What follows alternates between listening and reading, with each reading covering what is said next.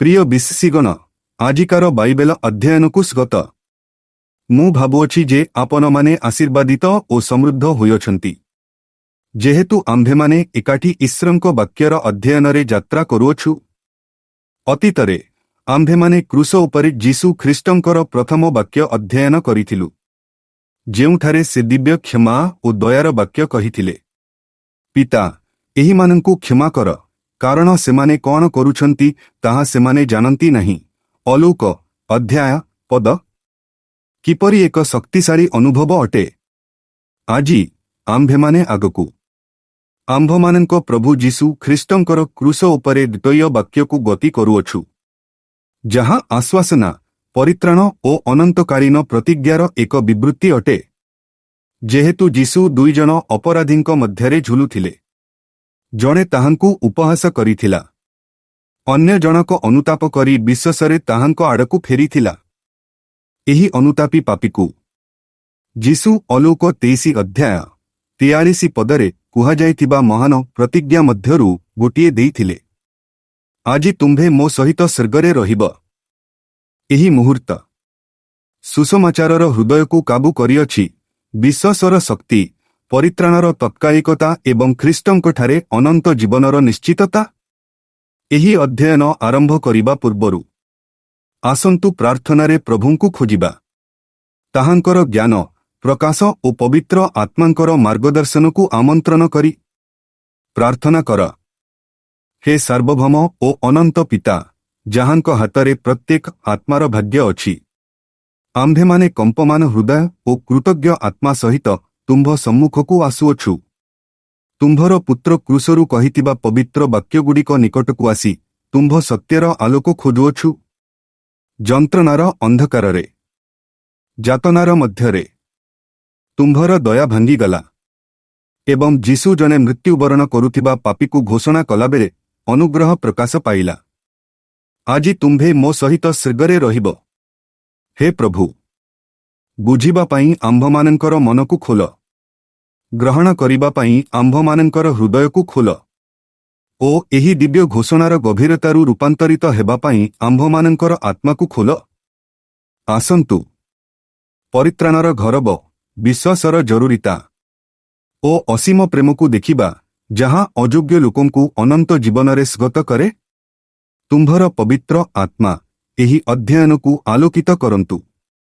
मानविक ज्ञानठारु दूरकु आम्भमानंकु मार्गदर्शन करंतु एवं तुम्भर मुक्ति योजनार हृदय भितरकु नहीं जांतु। एही वाक्यगुड़िक आम्भमानंकु दोषी साब्यस्त करू, उत्साहित करू एवं अनुग्रहर एही सुसमाचारर साहसी साक्षी भावरे आम्भमानंकु पठांतु। पिता, एही अध्ययन माध्यमरे आम्भेमाने आम्भमानंकर अभियानरे नूतन होइपारु, सुसमाचारर उत्साहरे जळिपारु ओ आम्भमानंकर निजस अनंत उत्तराधिकारीर प्रतिज्ञारे चलिबा बेले आम्भमानंकर आशारे दृढ़ होइपारु। हे प्रभु, तुम्भे घरबांत हुओ, जेहेतु आम्भेमाने मृत्युवरण करुथिबा त्राणकर्तांक वाक्यकु देखुछु, जहाँ विनष्ट हेउथिबा लोकंकु जीवन दिए। जीसु ख्रीष्टଙ୍କର शक्तिशाली नामरे आम्भमानंकर मुक्तिदाता ओ राजा आम्भेमाने प्रार्थना करूछु। आमेन। जीसुଙ୍କର वाक्य जहाँ जातनारे कुहाଯାଇଥିଲା, तथापि दिव्य अधिकाररे परिपूर्ण थिला, इतिहास मध्यरे प्रतिध्वनित हेउछि, एक वास्तवता घोषणा करूछि, जहाँ मानविक बुझामणाकु अतिक्रम करे। ताहांकर द्वितीय वाक्य, आजी मु तुम्भकु कहुछि, तुम्भे मो सहित स्वर्गरे रहिब। अलौक अध्याय पद यह व्यक्तिगत परित्राणर प्रतिज्ञाठारु अधिक अटे। यह राजत्व, न्याय और दिव्य अनुग्रहर एक मौलिक पुनः परिभाषा, जहाँ जिहुदीय चुक्तिभित्तिक नियम, ग्रीक दार्शनिक आदर्शवाद और रोमीय राजनैतिक प्राधान्य द्वारा परिचालित एक दुनियारे कुहाଯାଇଅछि। एही घोषणार गभीर धर्मतात्त्विक और राजनैतिक अर्थ रहिअछि।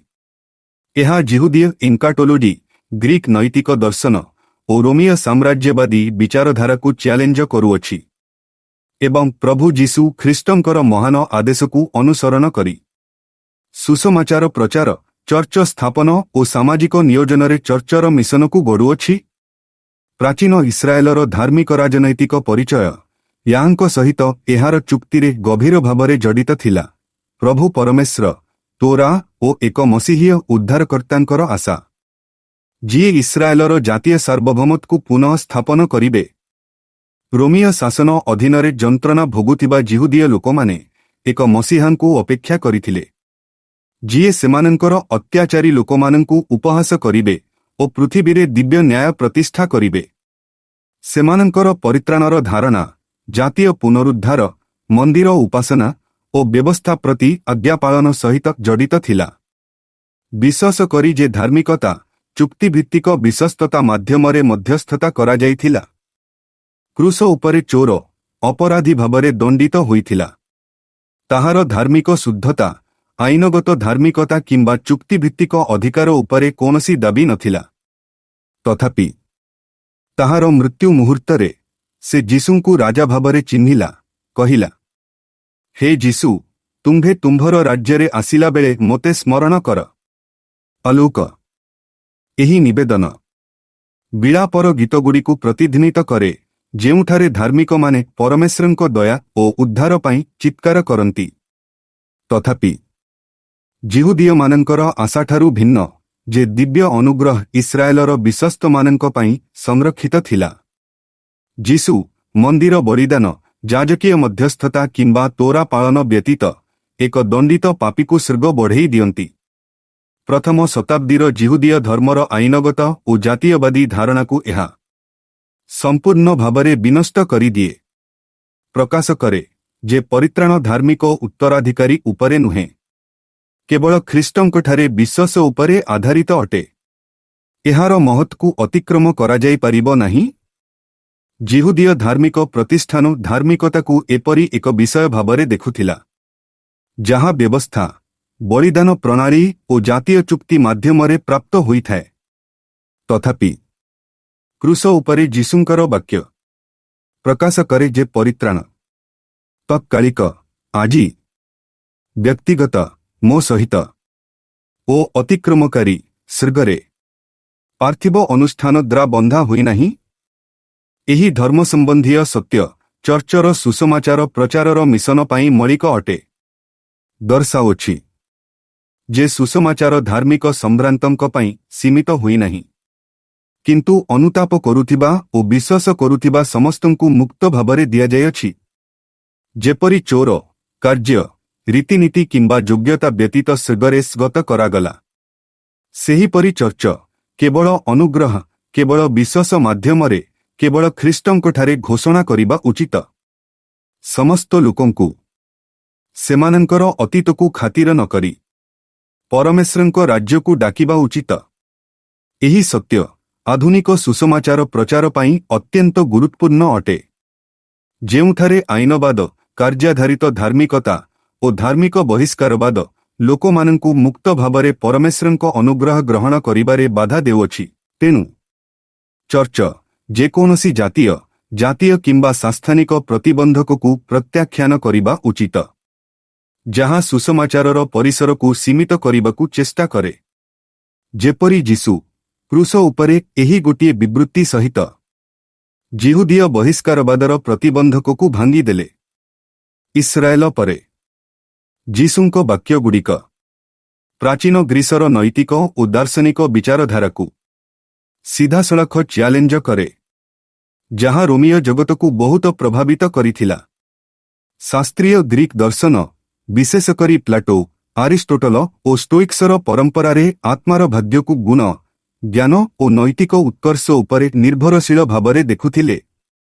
ପ୍ଲାଟୋନିକ ଦ୍ୱୈତବାଦ ଅନୁଯାୟୀ ଅମର ଆତ୍ମା ସତ୍ୟ ଓ ଗୁଣର ଅନୁସରଣ ମାଧ୍ୟମରେ ଭୌତିକ ଦୁନିଆରୁ ରକ୍ଷା ପାଇ ଦିବ୍ୟ ସହିତ ଏକତ୍ର ହେବା ପାଇଁ ଉଦ୍ଦିଷ୍ଟ ଥିଲା। ଆରିଷ୍ଟୋଟଲିଆନ୍ ନୈତିକ ପ୍ରଣାଳୀ ୟୁଡାଇମୋନିଆ, ମାନବିକ ଅଭିବୃଦ୍ଧି ଉପରେ ଗୁରୁତ୍ୱ ଦେଇ କାରଣ ନୈତିକ ଅନୁଶାସନ ଓ ଗୁଣପୂର୍ଣ୍ଣ ଜୀବନ ମାଧ୍ୟମରେ ହାସଲ କରାଯାଇଥିଲା।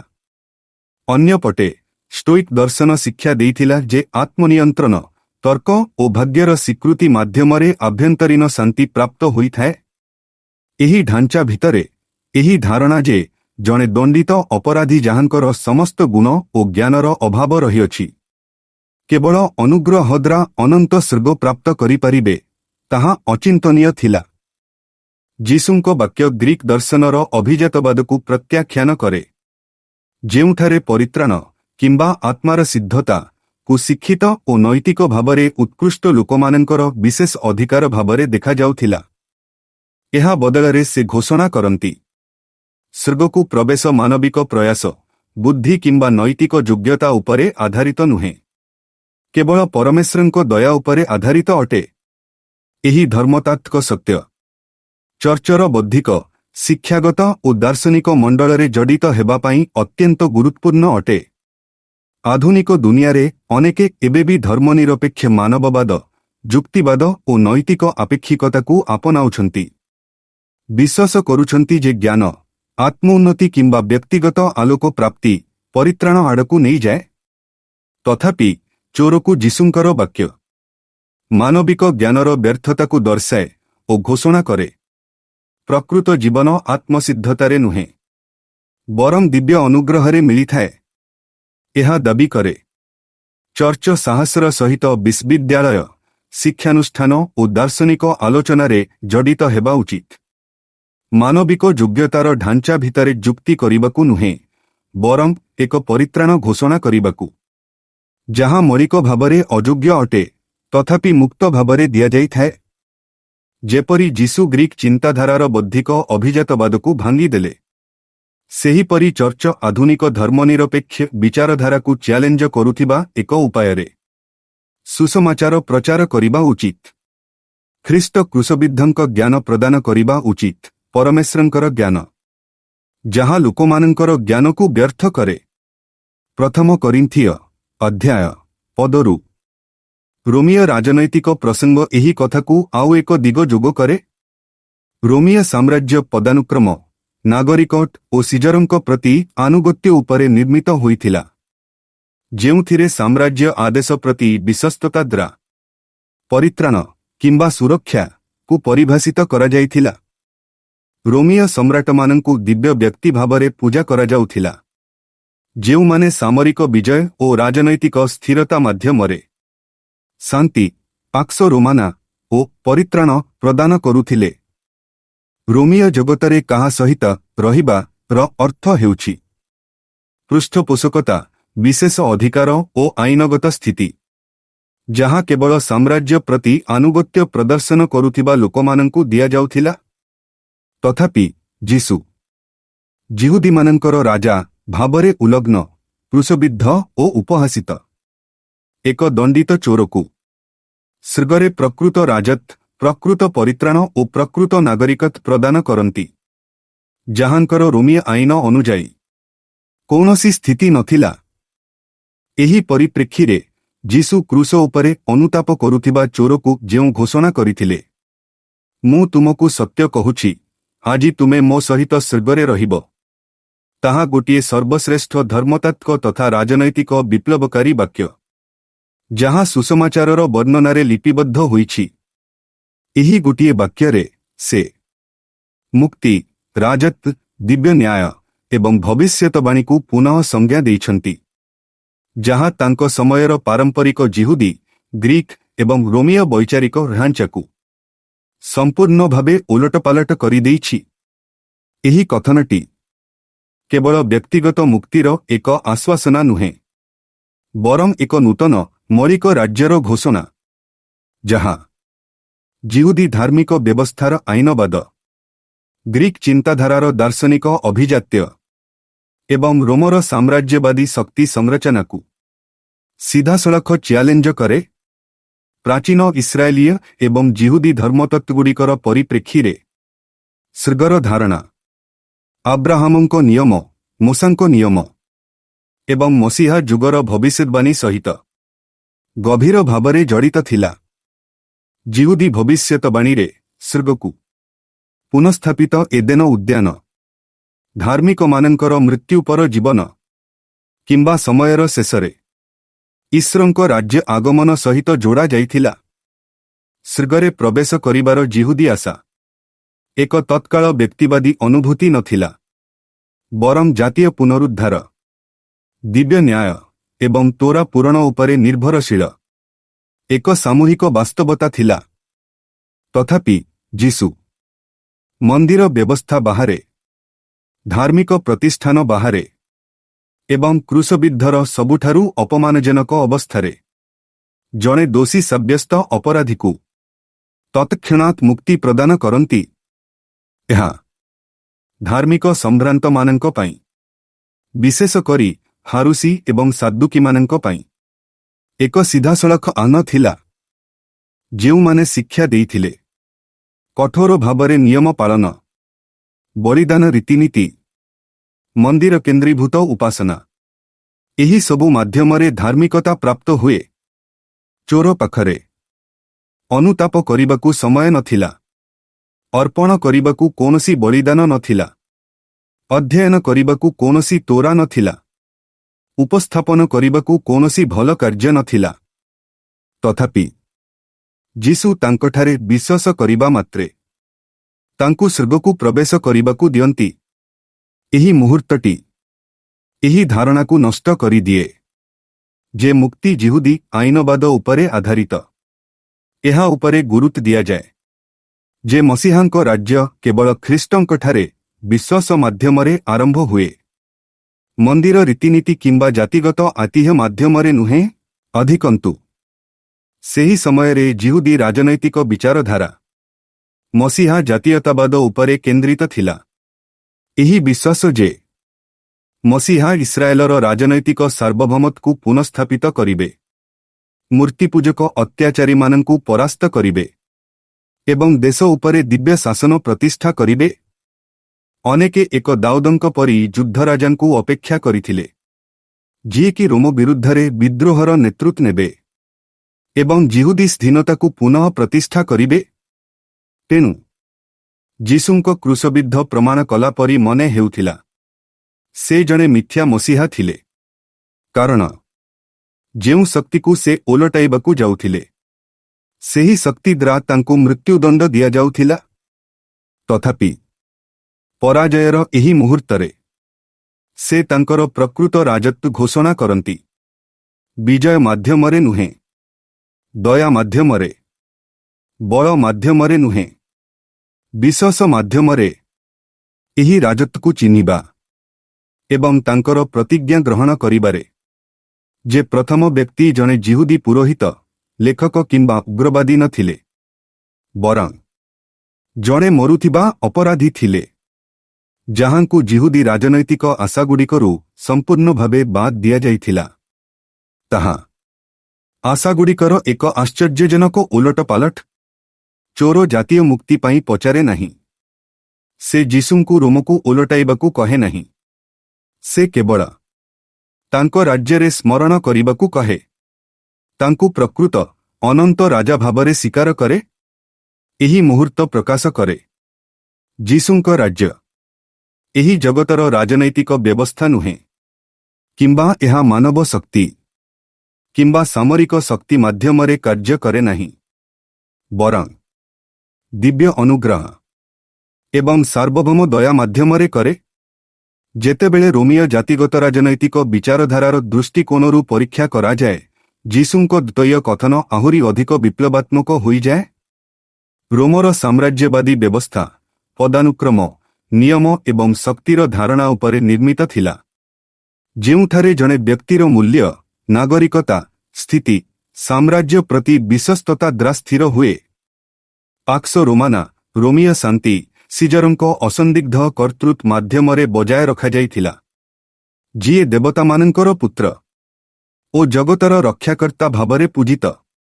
ରୋମର ନ୍ୟାୟ ବ୍ୟବସ୍ଥା ନିର୍ଦ୍ଦୟ ଥିଲା। ଅପରାଧୀ, ବିଦ୍ରୋହୀ, ବିପ୍ଳବୀମାନେ ରାଜ୍ୟର ସମ୍ପୂର୍ଣ୍ଣ ଶକ୍ତି ଦେଖିବା ପାଇଁ କ୍ରୁଶରେ ଚଢ଼ାଯାଉଥିଲେ। କ୍ରୁଶ କେବଳ ମୃତ୍ୟୁଦଣ୍ଡ ନୁହେଁ, ଏକ ରାଜନୈତିକ ବିବୃତ୍ତି, ଏକ ଚେତାବନୀ। କେବଳ ରୋମ ହିଁ ନିର୍ଣ୍ଣୟ କରିପାରିବ କିଏ ବଞ୍ଚିବ, କିଏ ମରିବ, କିଏ ଯୋଗ୍ୟ, କିଏ ଦଣ୍ଡିତ। ଏବଂ ତଥାପି ଏହି କ୍ରୁଶ ଉପରେ ଯୀଶୁ ରୋମର ନ୍ୟାୟକୁ ଓଲଟାଇ ଦିଅନ୍ତି। ରୋମୀୟ ଆଇନ ଦ୍ୱାରା ଦଣ୍ଡିତ ଜଣେ ଚୋର ଉଚ୍ଚ ନାଗରିକତା ପାଉଛି। ସିଜରଙ୍କ ସାମ୍ରାଜ୍ୟରେ ନୁହେଁ, କିନ୍ତୁ ଖ୍ରୀଷ୍ଟଙ୍କ ରାଜ୍ୟରେ। ଏହା ଏକ ନିର୍ଭୟ ଆହ୍ୱାନ, ଏକ ସିଧା ଚ୍ୟାଲେଞ୍ଜ ରୋମର ସର୍ବୋଚ୍ଚତାକୁ, ଯାହା ଘୋଷଣା କରେ ଅନନ୍ତ ସାର୍ବଭୌମତ୍ୱ ସାମ୍ରାଜ୍ୟର ନୁହେଁ, କେବଳ ଯୀଶୁଙ୍କର ଅଟେ। ଅଧିକନ୍ତୁ ରୋମୀୟ ଧାର୍ମିକ ବିଚାରଧାରା ଭାଗ୍ୟ ଫାଟମ ଉପରେ ଗୁରୁତ୍ୱ ଦେଉଥିଲା, ଯେଉଁଠାରେ ଦିବ୍ୟ ଇଚ୍ଛାକୁ ବୁଝାଯାଉଥିଲା ଏକ ବ୍ୟକ୍ତିଗତ ଶକ୍ତି ଯାହା ଇତିହାସ ଓ ମାନବ ଭାଗ୍ୟକୁ ନିୟନ୍ତ୍ରଣ କରୁଥିଲା। ରୋମୀୟ ଦେବତାମାନେ ଦୂରରେ, ଅନିଶ୍ଚିତ ଏବଂ ବ୍ୟକ୍ତିଗତ ନୈତିକତାରେ ଅଗ୍ରହୀ ନଥିଲେ। ଶକ୍ତି, ଅନୁଶାସନ ଓ ସାମ୍ରାଜ୍ୟ ପ୍ରତି ବିଶ୍ୱସ୍ତତା ଦେଖେଇଥିବା ଲୋକଙ୍କୁ ପୁରସ୍କୃତ କରୁଥିଲେ। କିନ୍ତୁ ଯୀଶୁ ଏକକ କାର୍ଯ୍ୟରେ ଏହି ଭାଗ୍ୟବାଦୀ ବିଶ୍ୱାସକୁ ପ୍ରତ୍ୟାଖ୍ୟାନ କରନ୍ତି। ଚୋରକୁ ଦିଆଯାଉଛି ଭାଗ୍ୟ ନୁହେଁ, ଦିଆଯାଉଛି ଦିବ୍ୟ ପ୍ରତିଜ୍ଞା। ବିଚାର ନୁହେଁ, ଅନୁଗ୍ରହ। ବାଦ ନୁହେଁ, ଅନନ୍ତ ରାଜ୍ୟର ଅଂଶୀଦାରୀ। କ୍ରୁଶବିଦ୍ଧ ଅପରାଧୀ ଦିବ୍ୟ ଅନୁଗ୍ରହ ପାଇପାରେ। ଏହି ଧାରଣା ରୋମୀୟ ଦୃଷ୍ଟିକୋଣର ସମ୍ପୂର୍ଣ୍ଣ ବିରୋଧୀ, ଯେଉଁଠାରେ ମୁକ୍ତି ସଦା ପାର୍ଥିବ ସଫଳତା, ସ୍ଥିତି ଓ ନାଗରିକ ସମ୍ମାନ ସହିତ ଜଡ଼ିତ। କିନ୍ତୁ ଯୀଶୁଙ୍କ ବାକ୍ୟ ଏକ ଘୋଷଣା ଯେ ଈଶ୍ୱରଙ୍କ ରାଜ୍ୟ ନ ରୋମୀୟ ଆଇନ ଉପରେ, ନ ଗ୍ରୀକ୍ ଜ୍ଞାନ ଉପରେ, ନ ଜିହୁଦୀ ଜାତୀୟତାବାଦ ଉପରେ, ବରଂ ସାର୍ବଭୌମ ରାଜାଙ୍କ ମାଗଣା ଅଯାଚିତ ଅନୁଗ୍ରହ ଉପରେ ନିର୍ମିତ। ଏହିପରି ଭାବରେ ଯୀଶୁ ଖ୍ରୀଷ୍ଟଙ୍କୁ ତାଙ୍କର ଦ୍ୱୟ କଥନ ମାଧ୍ୟମରେ ସେହି ରାଜା ଭାବରେ ବୁଝିବାକୁ ପଡ଼ିବ, ଯିଏ ସମସ୍ତ ମାନବ ବିଚାରଧାରାକୁ ଭାଙ୍ଗି ଦିଅନ୍ତି। ଜିହୁଦୀ ଆଇନବାଦ ଏବଂ ଜାତୀୟତାବାଦ, ଗ୍ରୀକ୍ ବୌଦ୍ଧିକ ଅଭିଜାତ୍ୟ ଏବଂ ରୋମୀୟ ସାମ୍ରାଜ୍ୟବାଦୀ ପ୍ରାଧାନ୍ୟ। ତାଙ୍କର ବାକ୍ୟ ଶକ୍ତି, ଧାର୍ମିକତା, ନ୍ୟାୟ ଏବଂ ମୁକ୍ତିକୁ ପୁନର୍ବ୍ୟାଖ୍ୟା କରେ। ଘୋଷଣା କରେ ଯେ ସ୍ୱର୍ଗ ଅର୍ଜନ କରାଯାଏ ନାହିଁ, ବରଂ ଦିଆଯାଏ। ଜିତାଯାଏ ନାହିଁ, ବରଂ ଗ୍ରହଣ କରାଯାଏ। ଶକ୍ତିଶାଳୀଙ୍କ ପାଇଁ ନୁହେଁ, ବରଂ ଭଗ୍ନମାନଙ୍କ ପାଇଁ। କ୍ରୁଶ ଉପରେ ଥିବା ଚୋର ଜଣେ ବ୍ୟକ୍ତି ଯିଏ ସମସ୍ତ ମାନବ ପ୍ରଣାଳୀର ବିଫଳତାକୁ ପ୍ରତିନିଧିତ୍ୱ କରନ୍ତି। ଆଇନ, ଜ୍ଞାନ କିମ୍ବା ଶକ୍ତି ମାଧ୍ୟମରେ ନୁହେଁ, ବରଂ କେବଳ ବିଶ୍ୱାସ ମାଧ୍ୟମରେ ଖ୍ରୀଷ୍ଟଙ୍କ ଅନନ୍ତ ରାଜ୍ୟରେ ପ୍ରବେଶ କରିବାରେ ପ୍ରଥମ। ଏହି ମୁହୂର୍ତ୍ତରେ ଯୀଶୁ ପ୍ରକାଶ କରନ୍ତି ତାଙ୍କର ରାଜ୍ୟ ଏକ ଅନୁଗ୍ରହର ରାଜ୍ୟ, ଯେଉଁଠାରେ ଶେଷ ଲୋକ ପ୍ରଥମ ହେବେ, ଅଯୋଗ୍ୟ ଲୋକ ଯୋଗ୍ୟ କରାଯିବେ ଏବଂ ପାପୀମାନଙ୍କୁ ଈଶ୍ୱରଙ୍କ ପୁତ୍ର ଏବଂ କନ୍ୟା କୁହାଯିବ। ଏହିପରି ଭାବରେ ଇତିହାସର ମହାନ ଧର୍ମରାଜନୈତିକ ପରିପ୍ରେକ୍ଷୀରେ ଯୀଶୁ ଏକୁଟିଆ ଠିଆ ହୁଅନ୍ତି ଇସ୍ରାଏଲର ଜାତୀୟତାବାଦ ଉପରେ, ଗ୍ରୀସର ବୁଦ୍ଧି ଉପରେ, ରୋମର ସାମ୍ରାଜ୍ୟ ଉପରେ। ପ୍ରକୃତ ରାଜା ଭାବରେ ଯିଏ ଖଡ୍ଗ ଦ୍ୱାରା ନୁହେଁ, ପ୍ରେମ ଦ୍ୱାରା ଶାସନ କରନ୍ତି, ବିଜୟ ଦ୍ୱାରା ନୁହେଁ, କ୍ରୁଶ ଦ୍ୱାରା ଶାସନ କରନ୍ତି, ବଳ ଦ୍ୱାରା ନୁହେଁ, ଅନୁଗ୍ରହ ଦ୍ୱାରା ଶାସନ କରନ୍ତି। ଏହି ବାସ୍ତବତାର ସାମାଜିକ ଜଡ଼ିତାରେ ଏବଂ ଚର୍ଚ୍ଚ ପ୍ରତିଷ୍ଠାରେ ଚର୍ଚ୍ଚର ମିଶନ ପାଇଁ ସିଧାସଳଖ ପ୍ରଭାବ ରହିଛି। ଯେପରି ଯୀଶୁ ସ୍ଥିତି କିମ୍ବା ଜାତୀୟତାକୁ ଖାତିର ନ କରି ବାହାର ଲୋକଙ୍କୁ ସ୍ୱର୍ଗ ପ୍ରଦାନ କରିଥିଲେ, ସେହିପରି ଚର୍ଚ୍ଚକୁ ମଧ୍ୟ ଶକ୍ତି, ଅନ୍ୟାୟ ଏବଂ ବାଦର ଦୁନିଆଦାରୀ ବ୍ୟବସ୍ଥାକୁ ପ୍ରତ୍ୟାଖ୍ୟାନ କରିବାକୁ ପଡ଼ିବ। ସୁସମାଚାରକୁ ରାଜନୈତିକ ଜାତୀୟତାବାଦ, ଜାତିଗତ ଶ୍ରେଷ୍ଠତା କିମ୍ବା ଆର୍ଥିକ ଅଭିଜାତ୍ୟ ଦ୍ୱାରା ସହଯୋଗ କରାଯିବା ଉଚିତ ନୁହେଁ। କାରଣ ଖ୍ରୀଷ୍ଟଙ୍କ ରାଜ୍ୟ ଏହି ଦୁନିଆର ନୁହେଁ। ଚର୍ଚ୍ଚକୁ ସାହସର ସହିତ ବିଶ୍ୱାସର ସମ୍ପ୍ରଦାୟ ପ୍ରତିଷ୍ଠା କରିବାକୁ ପଡ଼ିବ, ଯାହା ଯୀଶୁଙ୍କ ମୌଳିକ ଅନ୍ତର୍ଭୁକ୍ତତାକୁ ପ୍ରତିଫଳିତ କରେ, ଯେଉଁଠାରେ ଗରିବ, ଅବହେଳିତ ଏବଂ ଅନୁପଯୁକ୍ତମାନଙ୍କୁ ଦ୍ୱିତୀୟ ଶ୍ରେଣୀର ନାଗରିକ ଭାବରେ ନୁହେଁ, ବରଂ ଈଶ୍ୱରଙ୍କ ରାଜ୍ୟର ଉତ୍ତରାଧିକାରୀ ଭାବରେ ସ୍ୱୀକୃତ କରାଯାଏ। ଏକ ଯୁଗରେ ଯେଉଁଠାରେ ରାଜନୀତି ଧାର୍ମିକ ସାକ୍ଷ୍ୟକୁ ଦୁର୍ନୀତିଗ୍ରସ୍ତ କରେ, ସେଠାରେ ଚର୍ଚ୍ଚକୁ ମନେ ରଖିବାକୁ ପଡ଼ିବ ଯେ ଏହାର ପ୍ରାଥମିକ ବିଶ୍ୱସ୍ତତା ଖ୍ରୀଷ୍ଟଙ୍କ ପ୍ରତି ଅଟେ, ପାର୍ଥିବ ସାମ୍ରାଜ୍ୟ ପ୍ରତି ନୁହେଁ। ଯେପରି ଯୀଶୁ କ୍ରୁଶରୁ ପ୍ରକୃତ ରାଜତ୍ୱ ଘୋଷଣା କରିଥିଲେ, ସେହିପରି ଚର୍ଚ୍ଚକୁ ମଧ୍ୟ ଘୋଷଣା କରିବାକୁ ପଡ଼ିବ। ପ୍ରକୃତ ଶାନ୍ତି, ପ୍ରକୃତ ନ୍ୟାୟ ଏବଂ ପ୍ରକୃତ ମୁକ୍ତି ମାନବ ସରକାରଙ୍କଠାରୁ ନୁହେଁ, ବରଂ କ୍ରୁଶବିଦ୍ଧ ଏବଂ ପୁନରୁତ୍ଥାନ ହୋଇଥିବା ପ୍ରଭୁଙ୍କଠାରୁ ଆସିଥାଏ। ଏଣୁ ଯୀଶୁ କ୍ରୁଶ ଉପରେ ଥିବା ଚୋରକୁ କହିଥିବା କଥାଗୁଡ଼ିକ ଏକ ଧର୍ମତାତ୍ତ୍ୱିକ ବିପ୍ଳବ, ଏକ ରାଜନୈତିକ ଉତ୍ଥାନ ଏବଂ ଏକ ଉଗ୍ର ମିଶନକୁ ଆହ୍ୱାନ ଅଟେ କି? ସେଗୁଡ଼ିକ ଜିହୁଦୀ ଆଇନବାଦ, ଗ୍ରୀକ୍ ଅଭିଜାତ୍ୟବାଦ ଏବଂ ରୋମୀୟ ସାମ୍ରାଜ୍ୟବାଦକୁ ଧ୍ୱଂସ କରନ୍ତି। ତତ୍କ୍ଷଣାତ୍ ବ୍ୟକ୍ତିଗତ ଏବଂ ସମ୍ପୂର୍ଣ୍ଣ ଭାବରେ ପରମେଶ୍ୱରଙ୍କ ଅନୁଗ୍ରହ ଉପରେ ନିର୍ଭରଶୀଳ ଏକ ପରିତ୍ରାଣ ପ୍ରକାଶ କରନ୍ତି କି? ଏହି କଥା ଇଞ୍ଜିଲ ପ୍ରଚାର, ଚର୍ଚ୍ଚରୋପଣ ଏବଂ ସାମାଜିକ ଜଡ଼ିତତା ପାଇଁ ମୂଳଦୁଆ ଅଟେ। ଚର୍ଚ୍ଚକୁ ଏକ ସୁସମାଚାର ପ୍ରଚାର କରିବାକୁ ଆହ୍ୱାନ କରେ, ଯାହା ଜାତି, ସ୍ଥିତି କିମ୍ବା ବୁଦ୍ଧି ଦ୍ୱାରା ସୀମିତ ନୁହେଁ।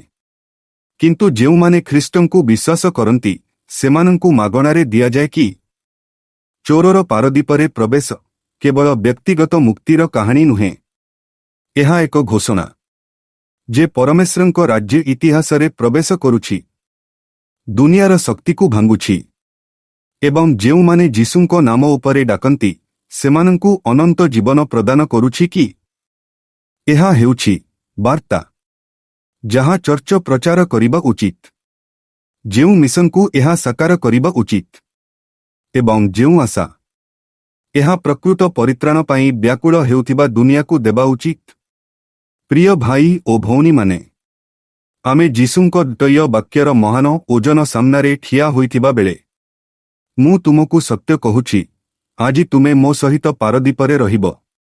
ଆମେ ଦିବ୍ୟ ଅନୁଗ୍ରହର ଉଗ୍ର, ଅପ୍ରତିହତ ଏବଂ ସାର୍ବଭୌମ ଶକ୍ତି ଦେଖୁଛୁ କି? ଏହା ହେଉଛି ବାର୍ତ୍ତା ଯାହା ଆଇନବାଦକୁ ଭାଙ୍ଗିଦିଏ, ମାନବିକ ଗର୍ବକୁ ଭାଙ୍ଗିଦିଏ ଏବଂ ଆମେ ଠିଆ ହୋଇପାରୁଥିବା ପ୍ରତ୍ୟେକ ମିଥ୍ୟା ଭିତ୍ତିଭୂମିକୁ ନଷ୍ଟ କରିଦିଏ କି? ଧାର୍ମିକ ସମ୍ଭ୍ରାନ୍ତ, ଦାର୍ଶନିକ, ଏହି ଜଗତର ଶାସକମାନେ, ସେମାନେ ପ୍ରଥମେ ଖ୍ରୀଷ୍ଟଙ୍କ ପ୍ରାୟଶ୍ଚିତ ବଳିଦାନ ମାଧ୍ୟମରେ ରାଜ୍ୟରେ ପ୍ରବେଶ କରିନଥିଲେ। ଏହା ଜଣେ ଦଣ୍ଡିତ ବ୍ୟକ୍ତି, ଜଣେ ପାପୀ, ଜଣେ ଚୋର ଥିଲା କି? ତାଙ୍କ କାହାଣୀ ଆମ କାହାଣୀ, ତାଙ୍କ ମୁକ୍ତି ଆମର ଆଶା କି?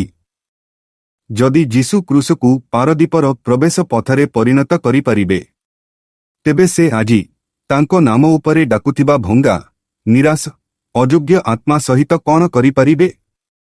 କିନ୍ତୁ କ୍ରୁଶରୁ ଏହି ବାକ୍ୟ କେବଳ ବ୍ୟକ୍ତିଗତ ମୁକ୍ତି ବିଷୟରେ ନୁହେଁ, ଏହା ଇଞ୍ଜିଲ ପ୍ରଚାର, ଶିଷ୍ୟତ ଏବଂ ଉଗ୍ର ମିଶନକୁ ଏକ ଆହ୍ୱାନ କି? ଯେତେବେଳେ ରାଜା ଏପରି ଦୟାର ବାକ୍ୟ କହିଛନ୍ତି, ସେତେବେଳେ ଚର୍ଚ୍ଚ ନୀରବ ରହିପାରିବ ନାହିଁ କି? ଯେଉଁମାନେ ଅନୁଗ୍ରହ ଦ୍ୱାରା ଉଦ୍ଧାର ହୋଇଛନ୍ତି, ସେମାନେ ଏହି ଅନୁଗ୍ରହକୁ ପ୍ରଚାର କରିବା, ଏହି ଅନୁଗ୍ରହକୁ ବଞ୍ଚାଇବା ଏବଂ ପାପ, ଅପରାଧ ଏବଂ ଦୋଷରେ ବୁଡ଼ି ରହିଥିବା ଦୁନିଆକୁ ଏହି ଅନୁଗ୍ରହ ବିସ୍ତାର କରିବା ଉଚିତ କି? ପ୍ରତ୍ୟେକ ଦେଶ, ପ୍ରତ୍ୟେକ ଲୋକ, ପ୍ରତ୍ୟେକ ଜାତି ଜାଣିବା ଉଚିତ, ମୁକ୍ତି ଧାର୍ମିକ ପ୍ରଣାଳୀ, ବୌଦ୍ଧିକ ଅନୁସରଣ କିମ୍ବା ପାର୍ଥିବ ଶକ୍ତି ପଛରେ ବନ୍ଦ ନୁହେଁ କି? ଏହା କ୍ରୁଶବିଦ୍ଧ ଏବଂ ଉଠିଥିବା ପ୍ରଭୁଙ୍କୁ ବିଶ୍ୱାସ କରୁଥିବା ସମସ୍ତଙ୍କୁ ମାଗଣାରେ ପ୍ରଦାନ କରାଯାଏ କି? ତେଣୁ ଖ୍ରୀଷ୍ଟଙ୍କ ଚର୍ଚ୍ଚ, ଆସନ୍ତୁ ଆମ ପ୍ରଭୁଙ୍କ ମିଶନକୁ ଗ୍ରହଣ କରିବା, ହଜିଯାଇଥିବା, ଭଙ୍ଗା, ଦୋଷୀ ଏବଂ ଦଣ୍ଡିତମାନଙ୍କୁ ଘୋଷଣା କରିବା ଯେ ଏପରି ଜଣେ ରାଜା ଅଛନ୍ତି ଯିଏ କ୍ରୁଶରୁ ଶାସନ କରନ୍ତି, ଯିଏ ପାପୀମାନଙ୍କୁ ତାଙ୍କ ଅନନ୍ତ ରାଜ୍ୟକୁ ସ୍ୱାଗତ କରନ୍ତି ଏବଂ ଯିଏ ଆଜି ମଧ୍ୟ ମୁକ୍ତିର କଥା କୁହନ୍ତି କି? କିନ୍ତୁ ଯେହେତୁ ଆମେ କ୍ରୁଶରୁ କୁହାଯାଇଥିବା ଏହି ନିନ୍ଦାଜନକ ଅନୁଗ୍ରହ ଉପରେ ଧ୍ୟାନ କରୁଛୁ, ଆମେ ପଚାରିବା ଉଚିତ, ଯୀଶୁ କେଉଁ ପ୍ରକାର ରାଜ୍ୟ ପ୍ରତିଷ୍ଠା କରନ୍ତି? ସେ ତାଙ୍କ ଦୁଃଖ ମାଧ୍ୟମରେ କେଉଁ ପ୍ରକାର ଲୋକ ଗଠନ କରନ୍ତି? ଯଦି ସେ ତାଙ୍କର ମୃତ୍ୟୁ ସମୟରେ ହଜିଯାଇଥିବା ଲୋକମାନଙ୍କୁ ପାରଦୀପ ପ୍ରଦାନ କରନ୍ତି, ତେବେ ମୁକ୍ତି ପାଇଥିବା ଲୋକଙ୍କ ସମୁଦାୟ ବିଷୟରେ ସେ ପରବର୍ତ୍ତୀ ସମୟରେ କ'ଣ କହନ୍ତି? ଯଦି ଦ୍ୱୟ ବାକ୍ୟ ପ୍ରକାଶ କରେ ଯେ ବ୍ୟକ୍ତି କିପରି ଉଦ୍ଧାର ପାଇଛି, ତେବେ ତୃତୀୟ ବାକ୍ୟ ପ୍ରକାଶ କରେ ଯେ ଉଦ୍ଧାର ପାଇଥିବା ଲୋକମାନେ ପରସ୍ପର ସହିତ ସମ୍ପର୍କରେ କିପରି ବଞ୍ଚିବା ଉଚିତ କି? କାରଣ ସେ ନିଜ ମା ଏବଂ ପ୍ରିୟ ଶିଷ୍ୟଙ୍କୁ ଦେଖି ଆଉ ଏକ ଶବ୍ଦ କୁହନ୍ତି, ଯାହା ସର୍ବଦା ଚର୍ଚ୍ଚ, ବିଶ୍ୱାସ ପରିବାର ଏବଂ ନୂତନ ଚୁକ୍ତି ସମ୍ପ୍ରଦାୟକୁ ଗଠନ କରିବ କି? ହେ ପ୍ରିୟ ବନ୍ଧୁଗଣ, କ୍ରୁସରୁ ଏହି ପରବର୍ତ୍ତୀ ପ୍ରକାଶକୁ ଅବହେଳା କରନ୍ତୁ ନାହିଁ। ଯିଏ ହଜିଯାଇଥିବା ଲୋକମାନଙ୍କୁ ତାଙ୍କ ରାଜ୍ୟକୁ ଆମନ୍ତ୍ରଣ କରନ୍ତି। ସେ ବର୍ତ୍ତମାନ ପରିବାରର ଅର୍ଥ କ'ଣ ତାହା ବ୍ୟାଖ୍ୟା କରିବେ କି? ତେଣୁ ଆସନ୍ତୁ ଆମେ ଗଭୀରକୁ ଯିବା। ଆସନ୍ତୁ ଆମେ ଆଗକୁ ବଢ଼ିବା। ଆସନ୍ତୁ ଆମେ ଭୟର ସହିତ ଶୁଣିବା। ଯେପରି କ୍ରୁଶବିଦ୍ଧ ରାଜା ପୁନର୍ବାର କୁହନ୍ତି, ନାରୀ, ତୁମ ପୁଅକୁ ଦେଖ। ଦେଖ, ତୁମ ମା। ତ୍ରାଣକର୍ତ୍ତାଙ୍କ ସ୍ୱର ପୁଣି ଶୁଣିବାକୁ ଆପଣ ପ୍ରସ୍ତୁତ କି? ତେବେ ମୋ ସହିତ ଏଠାରେ ଆତ୍ମିକ ଅଧ୍ୟୟନରେ ରୁହନ୍ତୁ। ଯେହେତୁ ଆମେ କ୍ରୁଶରୁ ଯୀଶୁଙ୍କ ବାକ୍ୟର ରହସ୍ୟ, ମହାନତା ଏବଂ ମିଶନରେ ଏହି ଯାତ୍ରା ଜାରି ରଖିଛୁ କି ପରବର୍ତ୍ତୀ ପ୍ରକାଶ ଅପେକ୍ଷା କରିଛି। ଆସନ୍ତୁ ଯିବା। ଆସନ୍ତୁ ଏହି ଅଧ୍ୟୟନକୁ ଏକ ପ୍ରାର୍ଥନା ସହିତ ଶେଷ କରିବା। ହେ ପବିତ୍ର ଏବଂ ଧାର୍ମିକ ପିତା, ତୁମ ପୁତ୍ରଙ୍କ ଦ୍ୱାରା କ୍ରୁଶରୁ କୁହାଯାଇଥିବା ଦ୍ୱୟ ବାକ୍ୟର ଏହି ଅଧ୍ୟୟନରେ ଆମେ ସାମ୍ନା କରିଥିବା ମୂଲ୍ୟବାନ ସତ୍ୟ ପାଇଁ ଆମେ ଭୟ ଏବଂ କୃତଜ୍ଞତାର ସହିତ ତୁମ ଆଗରେ ପ୍ରଣାମ କରୁଛୁ କି ତାଙ୍କର ପାର୍ଥିବ ଯାତନାର ଶେଷ ମୁହୂର୍ତ୍ତରେ ସେ ବିଚାର ପାଇଁ ଚିତ୍କାର କଲେ ନାହିଁ କିମ୍ବା ନ୍ୟାୟ ଦାବି କଲେ ନାହିଁ, କିନ୍ତୁ ଏହା ପରିବର୍ତ୍ତେ ସେ ଦୟା ବିସ୍ତାର କଲେ। ଜଣେ ଅନୁତାପକାରୀ ପାପୀଙ୍କୁ ପାରଦୀପ ପ୍ରଦାନ କଲେ। ଯୀଶୁଙ୍କଠାରେ ଆମର କେଉଁ ପ୍ରକାର ତ୍ରାଣକର୍ତ୍ତା ଅଛନ୍ତି? ଅନୁଗ୍ରହର କେଉଁ ଅନୁସନ୍ଧାନ ଡେପ୍ଥ? ହେ ପ୍ରଭୁ, ଏହି ବାକ୍ୟ ଆମ ପାଇଁ କେବଳ ଏକ ଶିକ୍ଷା ନୁହେଁ, ବରଂ ଆମ ହୃଦୟରେ ଏକ ଜୀବନ୍ତ ଅଗ୍ନି ହେଉ।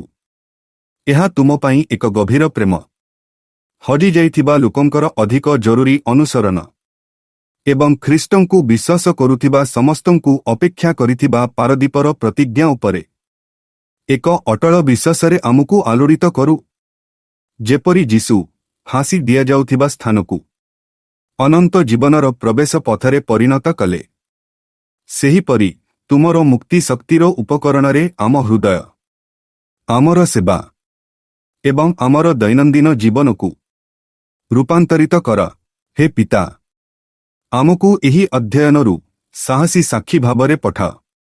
ଏହି ପରିତ୍ରାଣର ବାର୍ତ୍ତାକୁ ଆଶାର ଆବଶ୍ୟକତା ଥିବା ଦୁନିଆକୁ ବହନ କର। ଖ୍ରୀଷ୍ଟଙ୍କ ପରି ଆସନ୍ତୁ ଆମେ ପାପ ଏବଂ ଭଙ୍ଗାପଣଠାରୁ ଦୂରରେ ଦେଖିବା ଏବଂ ଏହା ପରିବର୍ତ୍ତେ ତୁମର ଦୟାର ଆଶ୍ୱାସନା ସହିତ ପାପୀମାନଙ୍କୁ ଅନୁତାପ କରିବାକୁ ଡାକିବା। ହେ ପ୍ରଭୁ, ଆମକୁ ଶକ୍ତି ଦିଅନ୍ତୁ। ଯେହେତୁ ଆମେ କ୍ରୁଶବିଦ୍ଧ ରାଜାଙ୍କ କଥାକୁ ଦେଖିବା ଜାରି ରଖିଛୁ, ଯିଏ ତାଙ୍କ ଦୁଃଖରେ ମଧ୍ୟ ତାଙ୍କ ରାଜ୍ୟ ପ୍ରତିଷ୍ଠା କରୁଥିଲେ, ବର୍ତ୍ତମାନ ଯେହେତୁ ଆମେ କ୍ରୁଶରୁ ପରବର୍ତ୍ତୀ ବାକ୍ୟ ଶୁଣିବାକୁ ପ୍ରସ୍ତୁତ ହେଉଛୁ, ଦିବ୍ୟ ପ୍ରେମର କଥା, ପରିବାରର ଚୁକ୍ତି ସମ୍ପ୍ରଦାୟର, ହେ ପିତା, ଆମ ହୃଦୟକୁ ପ୍ରସ୍ତୁତ କର।